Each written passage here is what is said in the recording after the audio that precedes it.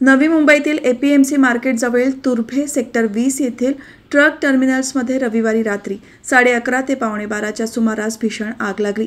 या आगीवर पहाटेपर्यंत नियंत्रण मिळवण्यात अग्निशमन दलाला यश आले असले तरी दुपारपर्यंत कूलिंगचे काम सुरू राहणार असल्याने नेमके किती नुकसान झाले हे अद्याप स्पष्ट झाले नाही। मिळालेल्या माहितीनुसार तुर्भे येथील ट्रक टर्मिनल्समध्ये एपीएमसीमध्ये येणाऱ्या गाड्या थांबतात। येथे गाड्यांमध्ये माल उतरवून ठेवण्यासाठी एका गोडाऊनची सोय आहे। याच गोडाऊनमध्ये मोठ्या प्रमाणात प्लास्टिकचा माल ठेवण्यात आला होता। रविवारी रात्री 11:30च्या सुमारास या गोडाऊनमध्ये अचानक आग लागली।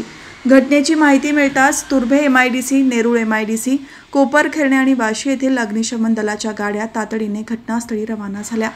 आगीमध्ये प्लास्टिक असल्याने ती विझवल्यानंतरही अधूनमधून एखाद्या ठिणगीने पुन्हा भडकण्याची शक्यता होती। त्यातच अधूनमधून पडणाऱ्या पावसामुळे आग विझवण्याच्या कामात अडीअडचणी येत होत्या। मात्र अग्निशमन दलाच्या जवानांनी शर्थीचे प्रयत्न करत पहाटेपर्यंत आगीवर नियंत्रण मिळवले। वाशी अग्निशमन दलाने दिलेल्या माहितीनुसार आज दुपारपर्यंत कूलिंगचे काम सुरू राहणार आहे। या आगीमध्ये गोडाऊनमध्ये लाखो रुपयांचा माल जळून खाक झाला आहे।